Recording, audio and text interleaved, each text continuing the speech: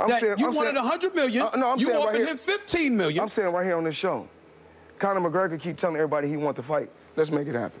Floyd, from a competitive point of view, in a boxing ring, that's a non-competitive fight. Well, that's not my fault. No. Remember, I paved the way. Before Conor McGregor, remember, Floyd Mayweather been dominating since the 90s. I do recall. I was there for the Corrales fight. I don't know, not just boxer,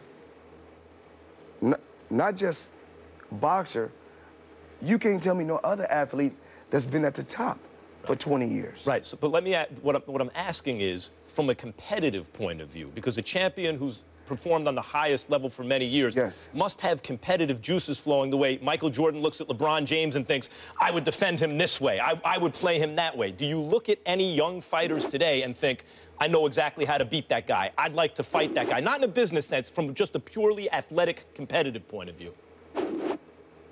No, actually not. Actually not, but I'm here to say on this first take, you guys keep hearing all these different rumors about these different fighters wanting to face Floyd Mayweather. Everybody keep talking about Conor McGregor. He's blowing smoke of everybody's ass. Can I say ass on here? No. But go ahead. It's okay. It's okay. They'll get over it. Go ahead. Keep going. Don't disrupt your flow. Keep going. Okay. Dana White, the UFC, let's make it happen. Bring him over to the boxing world, and I'll show him what it's like. Easy. So what exactly does that mean? You will show him what it's like. I want to know what you mean by that. What would you do? I've made $300 million in 30 minutes. So what I'm saying is this. If his height, whatever he's made, if he's made $8 million in a bout, I'm willing to give him $16 million. If he's made $5 million, I'm going to give him $10 million. If he's made $3 million, I can only give you $6 million. I can ask for $100 million because I've made that on more than one occasion. But what would you do to Conor McGregor if he stepped inside a boxing ring against you? What's understood ain't got to be talked about. What's understood ain't got to be talked about. Can I ask one question real quick before we move on? Because I've been dying to know. Please tell me, switching gears, then you guys can take back over with all the box stuff. This Soulja Boy Chris Brown, what is this beef? What is the deal, Floyd? Now I'm hearing it's in Abu Dhabi. Is this really happening, this fight? My thing is this. You know, hip-hop artists, R&B artists, talking about physically hurting each other in the streets. Okay. My thing is put down the guns and put on the gloves. And let's do this. It could be a charity bout, and the money can go towards something positive. That's, you know, because I have Mayweather Promotions, and we're about being positive. So, is the fight going to happen? We're working on it. All right. It's a lot of work. You got to keep us posted. As crazy as that sounds, Max, and I mean, Max knowing the boxing, I mean, you do the aficionado. As crazy as that sounds, I mean, damn, the president is a Twitter troll, for crying out loud. I mean, anything's possible in the United States of America. Lacing up the gloves to settle their differences. And the gloves instead of guns, I don't have a problem with that. Put down the guns. It's not a bad idea. Put down the guns and put on the gloves. And is it Abu Dhabi? Is that where you guys are looking at? No, Los Angeles or Las Vegas, either or. Floyd, from what I can gather from what you're saying, it seems that your interest, what gets your juices going, is the business of it all. Even in terms of the Conor McGregor, it's about making the deal, the business deal that seems to be exciting you, as opposed to, and you even mentioned this before the Pacquiao fight, you were tired of the athletic, competitive side of it, and you were kind of done with boxing. Is that how you're still feeling? Sometimes after an absence, a fighter will start to itch because he's been doing it his whole life. I just want to say what I'm looking for. I'm looking to find the next Floyd Mayweather, because I've accomplished everything that I wanted to accomplish. I broke every record in boxing. I'm not here to knock Rocky Marciano. I'm not here to knock Muhammad Ali or no legendary champion that paved the way for me to be where I'm at. But if I don't have that mentality that I'm the best, I wouldn't have accomplished what I've accomplished in the sport of boxing. Having said that, here's where I'm at. The Floyd Mayweather that I know likes his money. That's why he's Money Mayweather. And no matter how much money there has proven to be in promotion, it seems to me as somebody who lets the world know you own your own brand, so you get the promotional dollars plus the boxing dollars. But let's get this right. I'm the only athlete. That's right. I'm the only athlete that owns his own brand outright, and I'm the only athlete that owns all his fights. That's right. So what I'm saying to you is, there's nobody that you're representing that's going to generate the money as a fighter that you would generate. So being that, combined with the fact that you love your money, here's my question. Well, you got to realize this. The thing is this. Conor McGregor has a boss. He has somebody he got to answer to. Pacquiao... I wasn't even going Conor McGregor. But Pacquiao has a boss. He has somebody he has to answer to. I don't have no boss. Yeah, that's true. But the bosses even are going to capitulate to you because the money that they want to generate for the fighters, they know they can't generate the dollars for them going against somebody else. He's saying he used his leverage to make himself a boss. Exactly. And now that he's the boss, that's where I'm going. I'm going here. You've got a situation where if Pacquiao continues to look relatively decent and swear and gets everybody to believe that he was truly injured when he fought you, that could potentially be another $100 million fight. Would he get a rematch? Or what about Triple G? I don't want you against Triple G. You know, listen, I believe in you. Was Triple G the same guy that was struggling with a welterweight? Yeah.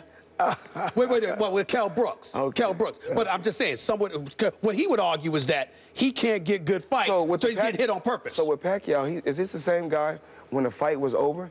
He was raising his hands like this? I said, that's the same guy. It's the same guy. Okay. That's the same guy. That's that. There's no confusion there. That's the same guy. I want to make sure. No one really thinks Pacquiao won that fight. No. I'm not saying they think he won the fight. I'm saying that because he's saying that he wasn't 100%, he would be 100% for a rematch, which could potentially generate the kind of dollars that you would want. So would that make you reconsider coming out of retirement? That's what I'm asking. Only thing that I'm probably interested in, it's probably the Conor McGregor fight. Really? Floyd, you mentioned... I'm a businessman, and it makes more business sense. Yeah, easy work, 100 million, why not? I believe in work, like what me and Al Heyman talk about every day, you know.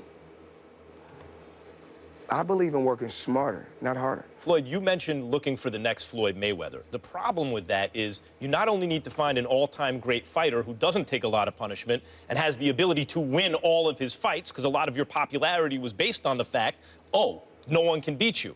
And you promoted that. But you also have to have someone with a personality who can sell fights. So I see fighters like Terence Crawford, like Lomachenko, really excellent fighters. Or are they the next Mayweather? But can they also sell the fight? How do you find that? Terence Crawford is a hell of a fighter. Yes, he is. Lomachenko is a hell of a fighter. These fighters are, I'm talking about, do I think they're going to be in the Hall of Fame? Absolutely. But we're not talking about Money Mayweather. Let's talk about Pretty Boy Floyd. Right. Now, when we talking about Pretty Boy Floyd, we talking about a 90% knockout ratio. We talk about fast hands, fast feet, combination.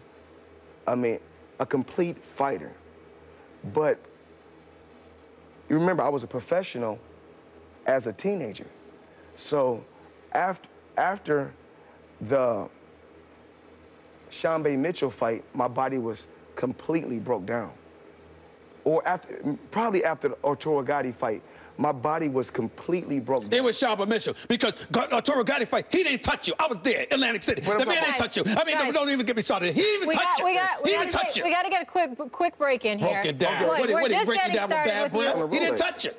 Well, something. Talk a little boxing, and we got to get your take. You're a big sports fan on some NBA, NFL stuff. We'll take the focus off you two into some other stuff. That's coming up. Stephen A. says the Cowboys are an accident waiting to happen. What does Floyd think? We'll ask him that and see if he agrees with Mr. Smith. Also coming up, James Harden did something last night that has been done only 3 times in NBA history. We'll tell you what is said, and Floyd will tell us if he is the NBA MVP. Stay here. It's First Take.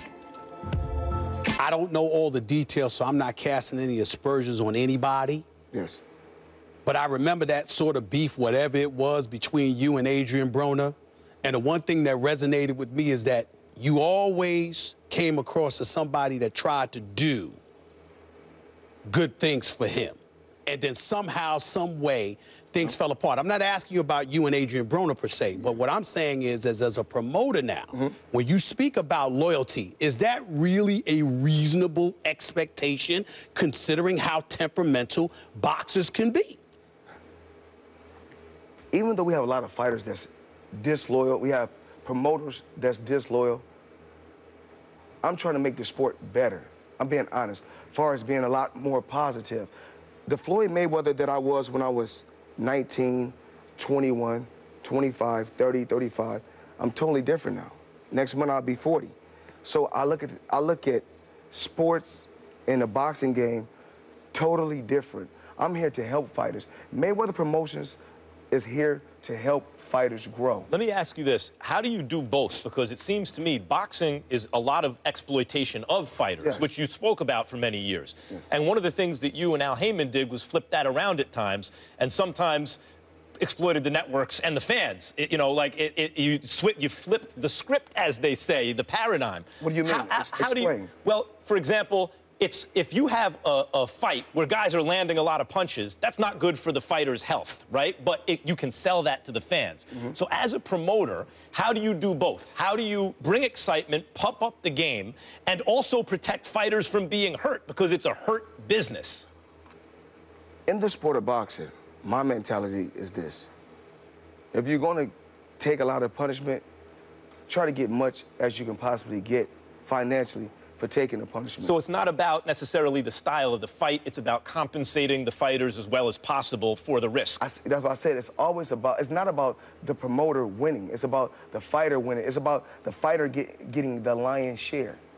And how do you make money as a promoter if that's the case? Of course, I have to make money because I'm taking all the risk. And I feel like I paved the way.